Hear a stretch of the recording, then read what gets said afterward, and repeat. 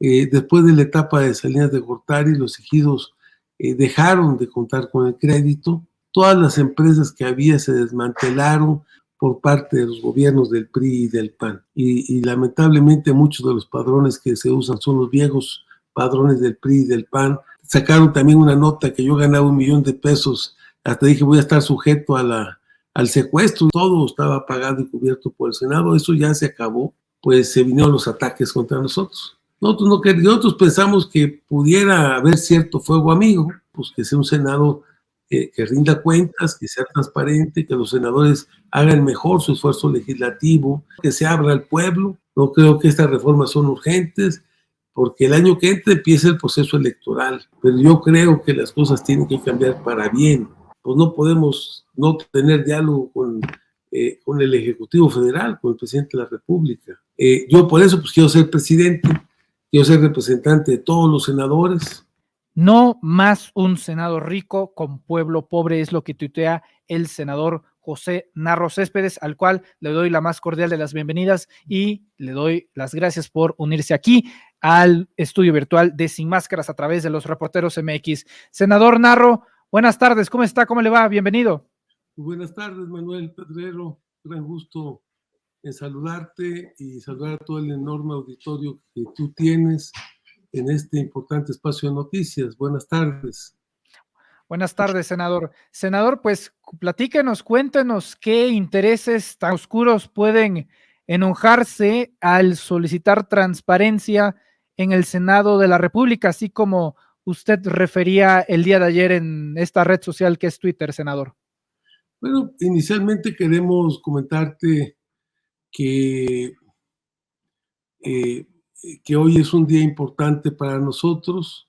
Se cumplen 143 años del natalicio de Emiliano Zapata, 8 de agosto, y es un día para nosotros de alegría, de gusto. Hoy estuvimos en la mañana en la Alameda del Sur, ahí donde está el monumento de Emiliano Zapata, primero para hacer una guardia de honor y para hacer un homenaje, y posteriormente se hizo una pequeña movilización y posteriormente tuvimos aquí en el Senado un foro donde acudió, entre otros ponentes, Pedro Salmerón, importante escritor mexicano de la historia, del tema del zapatismo, del villismo. Hoy estuvo aquí acompañándonos, recordando estos 143 años del natalicio de Zapata y la lucha que Zapata ha dado, que sigue dando y con la que vamos y planteamos poder construir esta cuarta transformación. Una lucha que no ha terminado, que se vio trastocada después de la reforma del 27 constitucional, en donde prácticamente lo que se buscó fue desmantelar no nada más al Estado mexicano con la venta de todo lo que sucedió en tiempo de Salinas de Gortari, sino también de privatizar a los ejidos y a las comunidades indígenas y deshacer el tejido social al interior de lo que eran las asambleas comunitarias, las asambleas de los ejidos, quitarle esa fuerza que tenía el ejido. Antes, el ejido era sujeto de crédito, el ejido era un sujeto para el desarrollo. Después de la etapa de Salinas de Gortari, los ejidos dejaron de contar con el crédito, no son sujetos de crédito. Antes el Estado mexicano actuaba como aval solidario para el crédito, eso se acabó. Y bueno, pues gran parte de las instituciones, Fertimex para la producción de fertilizantes, Pronace para la productora nacional de semillas, todas las empresas que había se desmantelaron y toda la arquitectura social que había para apoyar y proteger el campo prácticamente se aniquiló, se saqueó, se corrompió por parte de los gobiernos del PRI y del PAN. Hoy estamos buscando levantar de nuevo al campo a través de los programas de precios de garantía, del apoyo con fertilizantes, en algunos casos también con programas de apoyo para la semilla, también recuperando este programa de producción para el bienestar, que era lo que antes era Procampo, que lamentablemente hay mucha gente que sigue estando fuera de los padrones de beneficiarios. Nunca se hizo una revisión completa y real de ese padrón, y lamentablemente muchos de los padrones que se usan son los viejos padrones del PRI y del PAN, donde lamentablemente a muchos de los campesinos, de los pequeños productores, los sacaron desde aquel entonces de las relaciones, de la lista de los padrones. Y bueno, cuando decimos que hay intereses oscuros, Manuel, pues lo que queremos decir es que toda política de austeridad y de combate a la corrupción, pues tiene que ver con el pasado también. La derecha, aunque se enmascara, en estos últimos días hemos tenido una batalla dura de guerra sucia de ellos, tratando de inventar y de decir mentiras y verdades a medias para tratar de justificar los ataques contra nosotros. Y que bueno, pues tratan sacaron también una nota que yo ganaba $1 millón, hasta dije voy a estar sujeto al secuestro ya por los secuestradores, ¿no? Creo que esa información, así como se da a conocer, es hasta peligrosa y hay responsabilidades, sobre todo cuando son mentiras, porque pues a mí me pagan un salario de 119,000 pesos al mes, que es lo que está autorizado. Hay gastos que de alguna forma se tienen en la oficina que yo actualmente desempeño, que es en la oficina de la vicepresidencia, pero bueno, todos esos gastos es para el personal que ahí trabaja, no son gastos que vayan a mi bolsa, no es un ingreso mío adicional. Entonces, creo que ahí hay una gran responsabilidad de este tipo de gente que se dedica a lucrar con la cuestión periodística e informativa. Pero también es parte de esta guerra sucia, donde no se ha tenido la transparencia en el Senado, pero esto de alguna forma no es de ahora, es también desde las viejas prácticas del PRI y del PAN. Llegar al Senado era tener un salario de 500,000 pesos al mes, aparte de todos tus apoyos adicionales, tu chofer, tu vehículo, tus gastos de avión, tu celular, tu despensa, los restaurantes, todo estaba pagado y cubierto por el Senado. Eso ya se acabó.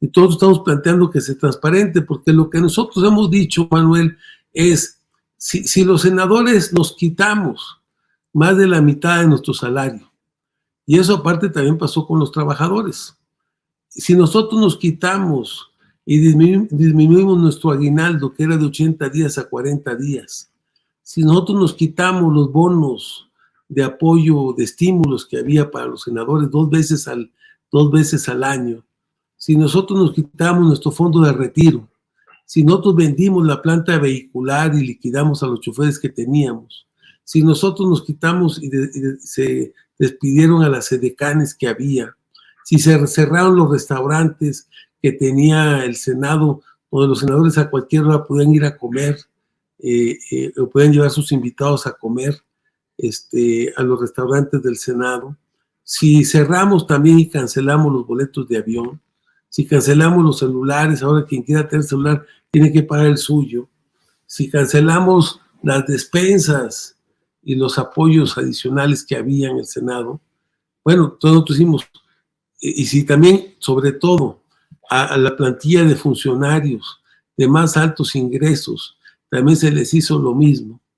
Nosotros decimos, bueno, pues si recortamos en el capítulo 1000, que es el principal gasto de cualquier área de gobierno, que son los salarios, ponle un 30, 40%. ¿Por qué el presupuesto del Senado no ha disminuido? ¿O dónde está ese recurso? ¿Me entiendes? Entonces nosotros decimos, bueno, pues debe de haber transparencia para eso.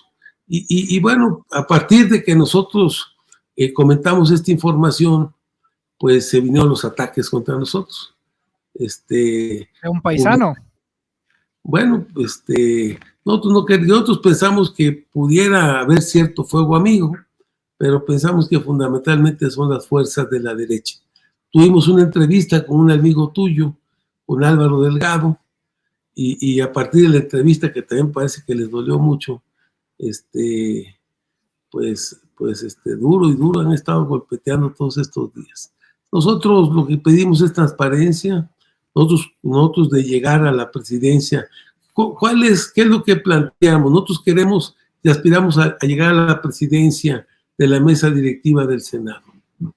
Y estamos planteando pues, que sea un Senado que rinda cuentas, que sea transparente, que haya política de austeridad, que no se lastime el trabajo parlamentario de los legisladores, o sea, que los ajustes no vayan en detrimento de las posibilidades de que los senadores hagan mejor su esfuerzo legislativo, que democraticemos el tema de los medios de comunicación del Senado para que todos los senadores tengan acceso a los medios de comunicación del Senado, y que también busquemos tener un Senado que sea un espacio para construir acuerdos, para hacer el debate y para seguir avanzando en las reformas importantes que requiere este país. Necesitamos también un Senado que se abra al pueblo, que deje de ser una caja de cristal, un Senado que reciba a los ciudadanos, que los escuche, y un Senado también que mejore su interlocución con el presidente de la República y con el gobierno federal. Entonces, o sea, necesitamos un Senado, somos de la Cuarta Transformación. ¿En qué cambiamos? No puedo hacer lo mismo que hacían los anteriores.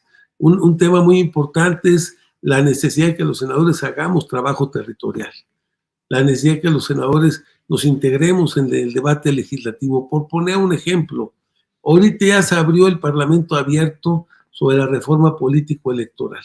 Está en la Cámara de Diputados, pero el Senado no está participando. Podríamos hacerlo en conferencia y no que hubiera un debate en la Cámara de Diputados y cuando llega a la Cámara de Senadores abrir otro Parlamento abierto en la Cámara de Senadores. Creo que necesitamos hacer todo en un solo tiempo, hasta por ahorro de tiempo y también por ahorros económicos y que no, a la gente no le gusta que le esté dando mucha vuelta a las cosas. No creo que estas reformas son urgentes porque el año que entra empieza el proceso electoral en septiembre y pues antes de septiembre tienen que haber los cambios legales para tratar de preparar una elección donde no tenga fraude electoral, donde no haya compra de votos, donde no haya acarreos, y donde la gente puede ejercer su derecho en libertad y con condiciones democráticas de participar en la decisión de quiénes van a ser las próximas autoridades de este país, ¿no? Porque elegimos en el 24 diputados federales, senadores de la República, presidente de la República, muchos gobernadores, muchos presidentes municipales, muchos diputados locales. ¿Es esta aspiración, senador Narro, a la presidencia de la mesa directiva la que ha causado incomodidad y a lo que usted alude, pues ataques, reacciones dentro de la presidencia de la Junta de Coordinación Política de la misma Cámara? Y quiero ser directo del senador Ricardo Monreal Ávila. ¿Es eso lo que ha provocado esta serie de acontecimientos? Bueno, el hecho de que nosotros busquemos la presidencia de la mesa y planteemos que debemos de tener un Senado con cambios en la política que actualmente se está aplicando, pues es claro que para los que aplicaron la anterior política o la que actualmente está funcionando, pues no les gusta mucho que uno les plantee o que les haga propuesta de que las cosas tienen que cambiar, ¿no? Pero yo creo que las cosas tienen que cambiar para bien.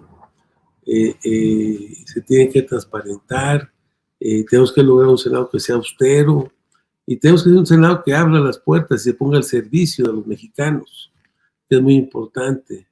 Al final, las reformas, los cambios en las leyes, los nombramientos, porque el Senado de la República valida o participa en el nombramiento de los órganos autónomos, de muchas autoridades del país, del fiscal general de la República, del subsecretario de egresos de Hacienda, de la directora del SAT, o sea, de los órganos autónomos, de la Comisión Nacional de Derechos Humanos, de muchos organismos, de los embajadores, de los cónsules, de los militares también. Es el Senado el que tiene que aprobar los ascensos en el ejército mexicano y también en la marina.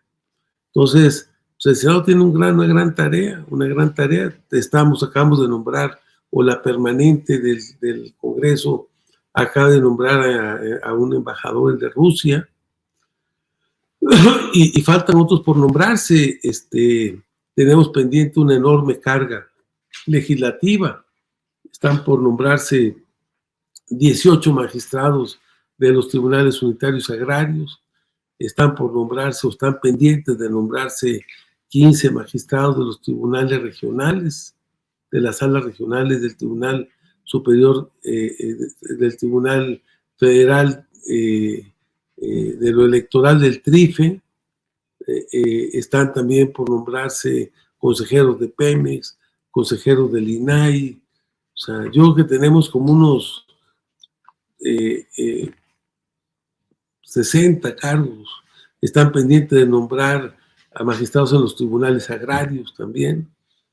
Están pendientes de su nombramiento. Entonces, es una carga muy grande del rezago que tenemos en torno a los nombramientos que se tienen que hacer. Entonces, yo creo que es muy importante avanzar en esa agenda legislativa. O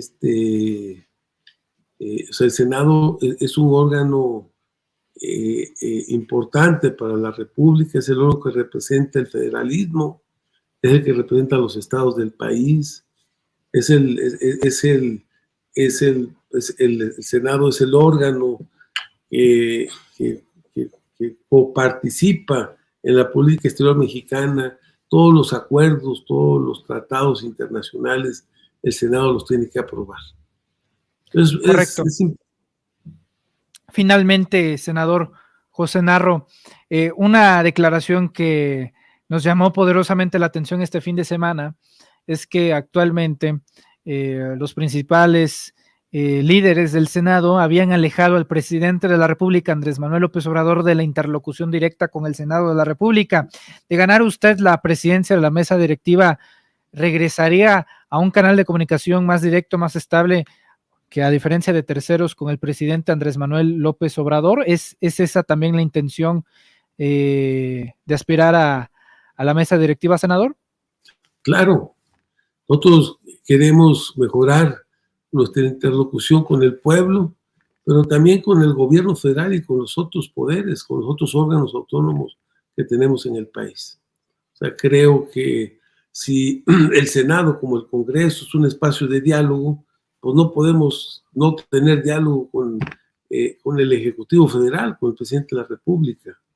No podemos pensar que hay que usar el Senado en beneficio político de mi persona o de alguna persona. El Senado debe de funcionar poniendo por encima el interés de la institución al interés personal, que pueda ser legítimo o no, de cualquiera de nosotros que aspire a ocupar un cargo o una responsabilidad hoy o mañana en el país. Entonces, yo por eso pues quiero ser presidente, quiero ser representante de todos los senadores. Voy a buscar que el Senado no esté al servicio de un precandidato o de un aspirante, que esté al servicio de la República, que trabajemos conjuntamente, que mejoremos el diálogo y la interlocución con el presidente de la República con mucho respeto, con mucha atención y con toda nuestra voluntad de fortalecer y de reconstruir esa relación que se ha ido perdiendo, y también con los otros poderes, con el Poder Judicial. Por ejemplo, el Senado tiene que nombrar en estos días a una integrante o a un integrante del Consejo de la Judicatura Federal. Entonces, es un tema que está pendiente con el Poder Judicial Federal. Entonces, todos estos temas, y tenemos la agenda legislativa, este tema de la reforma político-electoral, que lo estamos comentando, el tema de la Guardia Nacional, que hoy el presidente hace un anuncio, pero hay una propuesta también de reforma constitucional en el tema de la Guardia. Entonces todo esto pues, se puede hacer también en un país en donde es importante el Congreso, pero el tema central lo trae el presidente de la República. Somos un país presidencialista, pues no puedes avanzar si no tienes un buen diálogo con el presidente, ¿no? Creo que a México, a la República, a todos nos interesa reconstruir esa relación con el presidente de la República y poder trabajar conjuntamente para impulsar la cuarta transformación. Nosotros somos parte de la cuarta transformación, somos parte de este proyecto nacional. Y el líder de este proyecto nacional es el presidente. Pues no podemos estar peleados con el presidente, no podemos estar planteando usar el Senado para disputar al presidente diferentes aspectos o temas que a lo mejor algunos otros tengan intereses particulares sobre ellos.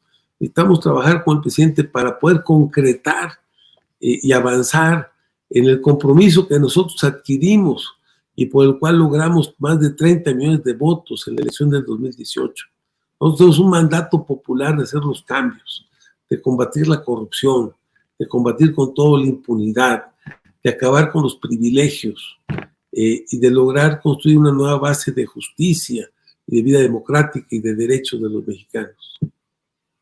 Correcto, senador José Narro, le agradezco mucho su tiempo aquí en Sin Máscaras a través de los Reporteros MX. Vamos a estar siguiendo atentamente toda la cobertura legislativa en este tema que promete todavía dar mucho más de qué hablar. Senador José Narro, ¿dónde lo podemos seguir en sus redes sociales para estar atentos de este proyecto hacia la presidencia de la mesa directiva? Le mandamos ahí a tu colaboradora nuestras redes sociales.